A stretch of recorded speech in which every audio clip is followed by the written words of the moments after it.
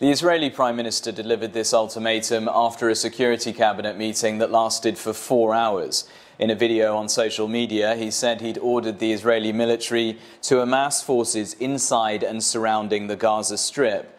However, there is some room for interpretation in his message to Hamas.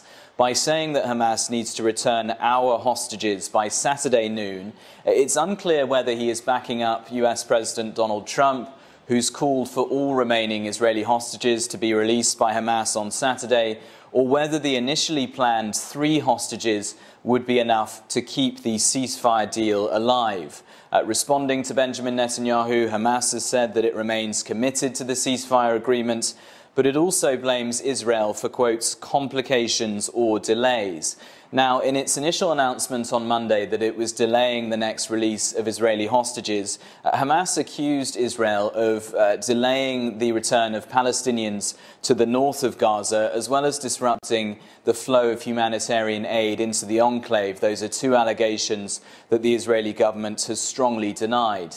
As the clock starts ticking down to this new deadline imposed by the Israeli Prime Minister, mediators are stepping in to try to get the 2 sides to stick to the ceasefire deal. Antonio Guterres, the UN Secretary General, has called for Hamas to release hostages this weekend and also said there should be serious negotiations about moving on to phase 2 of the agreement.